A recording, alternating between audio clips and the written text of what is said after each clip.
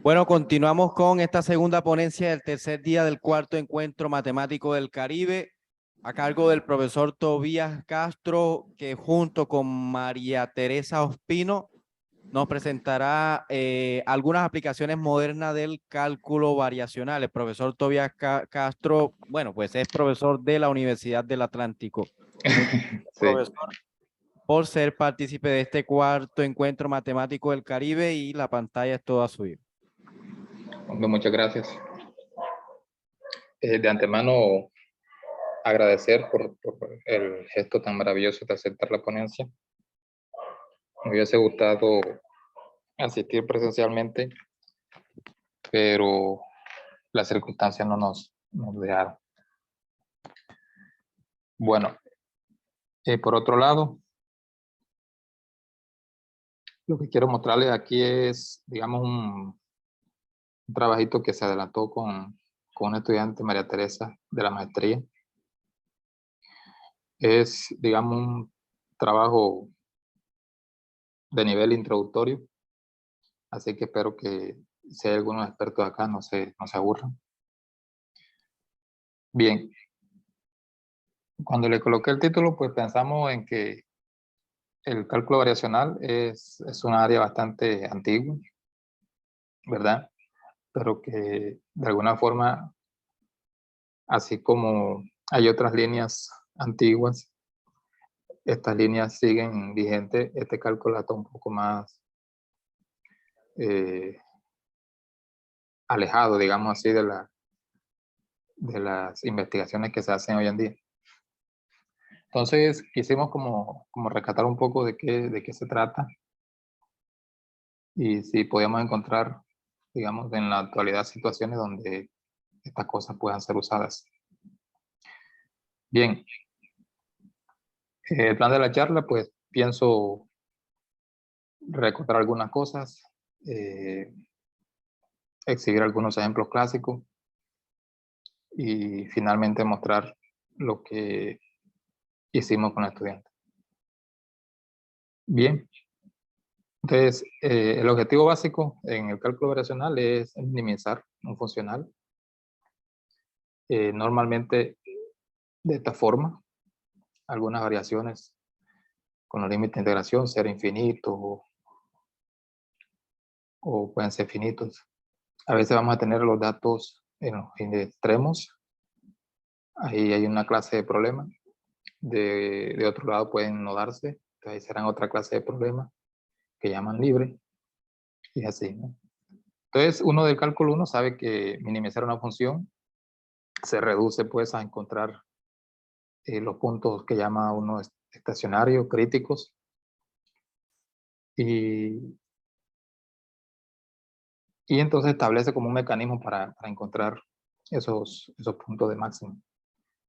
Igual aquí, tenemos un funcional así, ¿verdad? Con unas condiciones dadas así, quisiéramos encontrar un mecanismo que nos permita encontrar, en este caso, funciones que nos minimicen ese funcional. Aquí funcional serán funciones definidas en espacios de funciones con valor real. Bien, básicamente se entiende por máximo pues, aquel punto, aquella función donde la función a optimizar tome su valor más grande alrededor de ese punto. Lo mismo con un mínimo. Tomamos aquella función donde el funcional toma su menor valor alrededor de ese punto. Bien, como muchas veces en la historia de la matemática, siempre surgen problemas que fueron atacados por las mentes más brillantes que ha tenido la humanidad en matemática. Entonces aquí, por ejemplo, uno de los que trató de resolver problemas de este estilo fue Euler y Lagrange. E incluso, ¿hay alguna inquietud? Ok. Sí, me escuchan bien, ¿verdad? Sí, sí. Gracias. Entonces, Euler y Lagrange nos enseñaron una ecuación que nos permite identificar aquellas funciones donde el funcional anterior alcanza su valor extremo. Esta es la ecuación, que se llama así, ecuación de Euler-Lagrange. También es súper práctica para encontrar esas funciones. En muchos casos, esta f de aquí no va a depender explícitamente de la y. Entonces ahí facilita un poco la escritura. Y la ecuación queda escrita en esta forma. Entonces, si uno es capaz de resolver la e de o que le aparece así, encuentra su valor extremo para el funcional. Bien, cosas clásicas, pues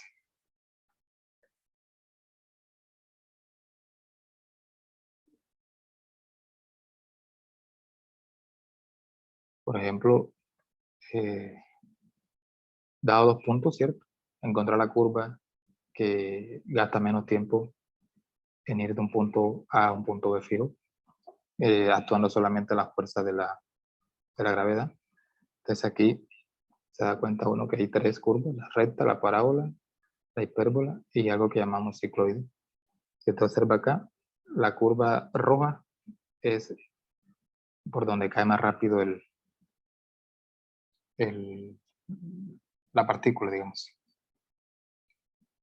Entonces, en efecto, uno se da cuenta que el funcional a minimizar es precisamente este. Si uno observa aquí, raíz de 1 más y' al cuadrado de x es como un ds, y el raíz de 2g raíz de y viene siendo como la velocidad a la que cae la partícula. Entonces lo que está aquí es de s sobre b, y eso es de t. Entonces aquí estamos minimizando el tiempo. Después de hacer algunas cuentas, uno demuestra que la curva que escribe esa partícula es parametrizada por esta expresión aquí, y eso se conoce como cicloide. Tiene algunas propiedades esenciales. Por ejemplo,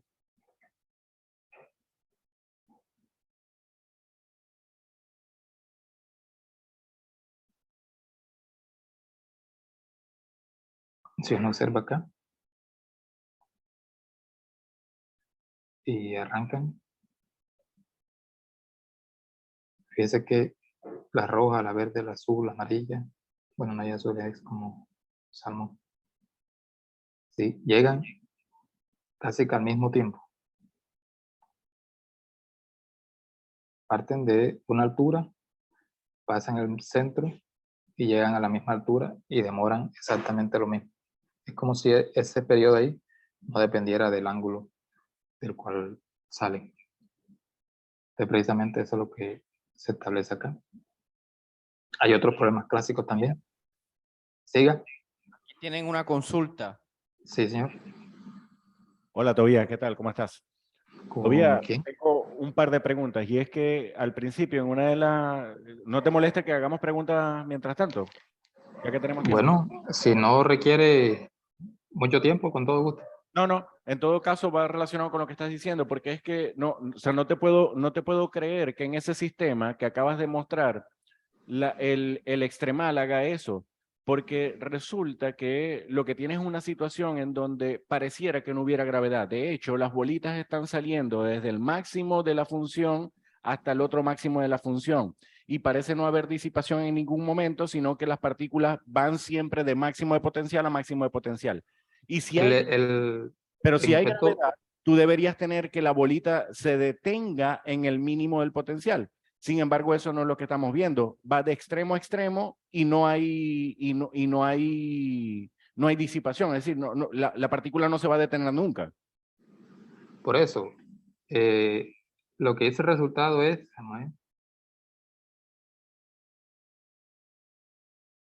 lo que dice el resultado es, Claro, pero en la animación que estás poniendo, eso no es lo que está pasando, porque lo que está pasando en la animación es como si no hubiese nada de gravedad. La partícula, de hecho, está de extremo a extremo y no tiene nunca pérdida de energía. no, aquí hay varias, ¿cómo se dice? Estamos colocando la partícula en varios ángulos, así como está ahí. Entonces, yo Correcto. estoy soltando la partícula en A, ¿sí? Ella va a oscilar hasta llegar al otro punto, y eso que demora de ir y venir, ese es el periodo que estamos llamando. Exacto, pero Lo eso, mismo, una lo situación mismo B. eso en una situación real no es posible porque tú tienes gravedad. Y si tienes gravedad, el sistema debe disipar. Y si el sistema debe disipar, debe perder energía. Y si pierde Ahí energía, no va a llegar al otro extremo. ya entendimos. Entonces, el efecto aquí está siendo producido, creo que lo dije al principio, con la única influencia de la gravedad sobre la partícula. Es decir, la cicloide sale precisamente asumiendo de que la fuerza que actúa sobre esa partícula es la gravedad nomás. Por eso funciona. Entonces, tiene sentido de que no haya... Diciendo que la gravedad es cero en haya- esa situación. No, la que no se está aceptando es disipación. La gravedad es la única que influye sobre el movimiento. Ahora, que eso sea real, bueno, esa es otra cosa. No, no, pero para nada es real, porque si tienes gravedad, debe detenerse la bolita, pero en esa situación no estoy viendo que se detenga. Ella no se detiene porque la animación no deja que se detenga. Está diseñada para así. Lo que la animación quiere mostrar es que el tiempo que demora la partícula sobre la curva en ir desde A hasta su otro extremo es el mismo que demora desde B hasta su otro extremo. No depende del ángulo desde el cual se suelte. Claro, claro, pero eso es en una situación donde no hay gravedad. O sea, independientemente... No, donde no hay disipación. La curva es resuelta. Dice acá. Aquí. Aquí. Si observas aquí, el raíz de 2e está dentro del funcional. Entonces, el raíz de 2e es raíz de 2e por raíz de y, esto viene siendo raíz de 2y, esto viene siendo como la energía potencial, no, la cinética, no, la potencial. Entonces, uno deduce el modelo porque conserva la energía, ¿no? Desde donde arranca en cero hasta donde termina. Entonces, ahí la única fuerza que está actuando es la gravedad. Hay conservación de la energía. Entonces, por igualación, uno ve que la potencial a la altura y más la cinética a esa altura coincide con la inicial y la potencial en la inicial. Entonces, ahí se deduce que hay presencia de la gravedad. Esa constante C que está aquí Eso es depende de... de Euler-Lagrange como la pusiste al principio, pero inclusive esa situación de conservación de la energía debería hacer que la partícula se detenga. Ella se detiene... Bueno, o sea, no sé, puede ser que tengas ahí una resolución de tiempo muy larga y entonces, claro, la cuestión se detiene muy... Pero bueno, no importa, continúa. Ok. Bueno, ¿por dónde iba? Ok, aquí. Bueno, el otro problema clásico también, que también tiene una anécdota muy bonita, es el de, dada con una longitud finita, encerrar la mayor cantidad de área posible. De nuevo, también caemos en un funcional de ese estilo. El área es la integral y está fijado la longitud. De todas las curvas y de x que pueda construir, colocando los puntos aquí, ¿cuál es la que tiene mayor área si la longitud es finita? Más o menos aquí hay varias curvas. Y lo que se demuestra es que la y debe satisfacer la ecuación de Beltrami también.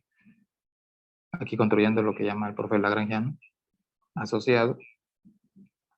Y se resuelve y se da cuenta uno que tiene que ser en este caso, una parte de una circunferencia. Bien, sobre esa curva, pues vamos a aplicarla a problemas ya más de la actualidad. Aquí, por ejemplo, tenemos dos puntos fijos.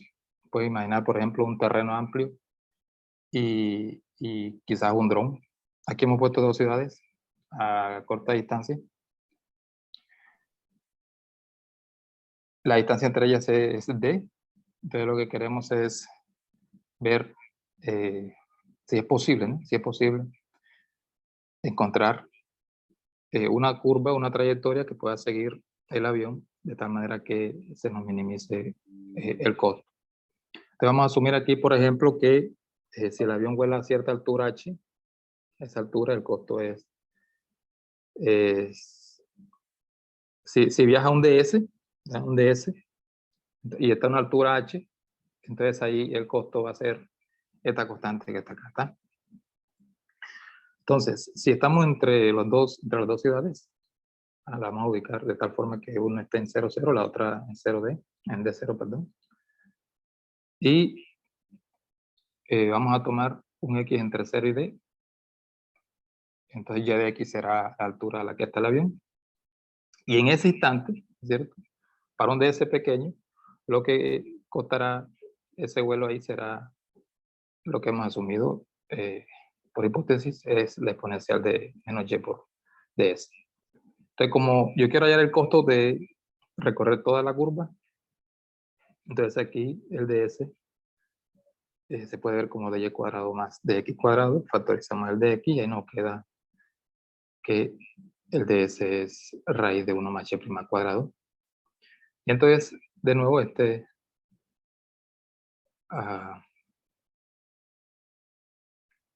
función no depende de x explícitamente, había dicho y es de x. Podemos aplicar entonces la fórmula de Beltrami y allí deducir una ecuación para y. La que nos queda es esta. Y después de hacer algunas simplificaciones, nos damos cuenta que podemos separarla y la podemos resolver explícitamente. Entonces, al final nos queda una cosa así, que al final es algo de este estilo. Entonces aquí, encontrar las constantes, tocaría resolver una ecuación no lineal o raíz para una ecuación no lineal, pero se puede aproximar. En todo caso, se puede simular la trayectoria, ¿no? Si no, nos equivocamos en la integración, tendría que ser esa. Ok. Otra cosa que también nos llamó la atención, por ejemplo, hace poco vimos que en el Museo Nacional de Matemática de Nueva York hay una pista así y hay unos niños montados en bicicletas con ruedas cuadradas. Entonces quisimos también ver por qué era posible este fenómeno, ya que tenemos la parametrización de esta curva, solo que acá está invertido. Y en este caso fuimos capaces de demostrar que utilizando geometría y álgebra vectorial, que el centro del cuadrado, cuando lo coloco sobre la catenaria esta invertida, con longitud igual a la longitud. Todavía. Dígame. Quedan 5 minuticos. Dale, vamos a terminar aquí. Y fuimos capaces de demostrar que el centro siempre se mueve a una distancia de raíz de 2. Por eso es posible construir esa bicicleta cuadrada. Bien. Finalmente, para controles óptimos, tenemos un funcional parecido, solo que acá hay unas funciones extras que llamamos de control y las funciones de estado están sometidas a algunas ecuaciones diferenciales, en este caso ordinarias, pueden ser también parciales. ¿Está? Entonces aquí se necesitan tres componentes. Primero, determinar quiénes van a ser los controles. Segundo, el funcional a optimizar y las condiciones a las cuales ese estado va a estar sometido. En nuestro caso, por ejemplo, tenemos un teorema que también nos ayuda a encontrar esos controles que permiten optimizar el funcional y los estados en los que se optimiza. ¿Ok? Básicamente el teorema dice que si tenemos una situación así, podemos entonces utilizar el teorema de Pontryagin y encontrar el estado y el control resolviendo este sistema. Para nuestro caso, quisimos considerar, por ejemplo, la dinámica de una expansión de un virus mediante este modelo que encontramos en una página de médicos por ahí y también en estos libros. Y nos pidieron minimizar este funcional.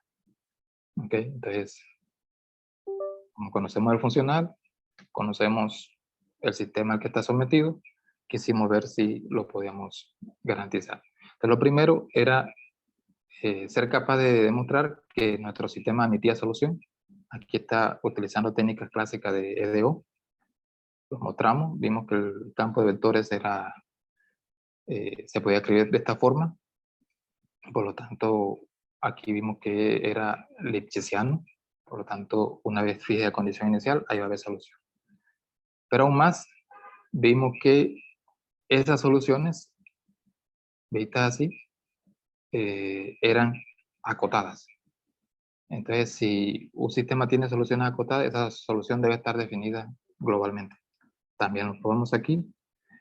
Y ya el resto era ver que el funcional tenía un control óptimo.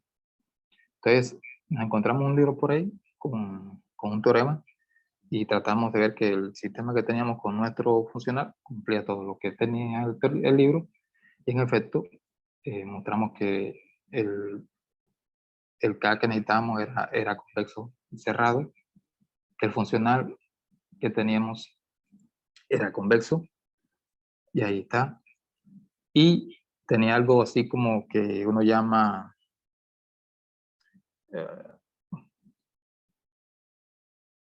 tiene un nombre bonito, bueno, se me va a escapar, pero satisfacía una desigualdad de este estilo. Entonces, con estas tres condiciones, en Fleming hay un teorema que nos dice que ese funcional admite un control óptimo. Entonces, como ya sabemos que existe, utilizamos Pontryagin para ver si lo podemos calcular. Entonces, ahí construimos el hamiltoniano que llaman. Ya mostramos que existía. Ahora, esa que existe debe satisfacer el sistema del teorema de Pontryagin. Y aquí lo encontramos, digamos, más o menos decente. Encontramos U. Si encontramos lambda, sabemos quién es U. Vimos que en efecto se tiene para que sea un mínimo. Después, con las otras igualdades del sistema, encontramos los lambda. Hay algunas condiciones que se deben cumplir para esos lambda, entonces una hace que el lambda 3 sea 0, y si el lambda 3 sea 0, los lambda 1 salen de este sistema, y encontrado el lambda 1, entonces podemos hallar el mu. Y una vez se encuentra el mu, se reemplaza en el sistema para ese R y I, y se encuentra entonces R y. Obviamente estos son sistemas no lineales, toca ahí utilizar métodos numéricos. Bien, bueno, yo creo que por ahí puedo dejar, y de antemano agradecer. Ok, profesor Tobías, muchas gracias. ¿Hay alguna pregunta? Un momento.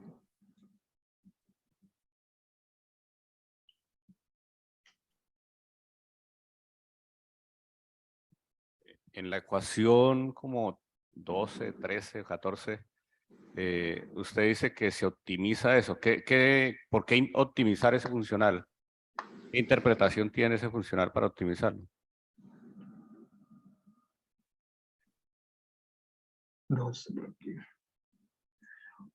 Bueno, Ese. Listo, minimizar eso. sí.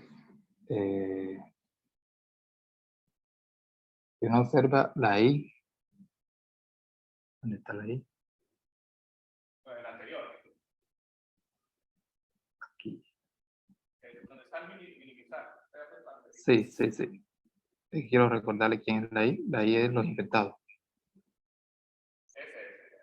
Entonces, ahí estamos tratando de encontrar una estrategia que nos permita reducir la mayor cantidad posible de infectados. Es donde está dentro de la integral que representa. Ahí no le escuché bien. Lo que está dentro de la integral que representa, ¿por qué optimizar eso? ¿Qué representa cada una de esas cantidades que está ahí? Por eso, la I de T es el número de infectados en el instante T. Entonces, estamos tratando de encontrar una estrategia U que permita minimizar la cantidad total de infectados. Ujú.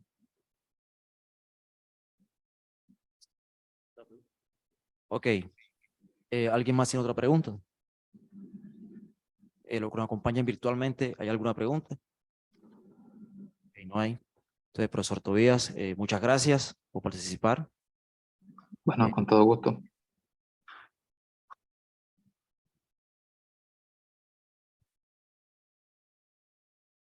Cierra acá entonces, ¿verdad? Ok.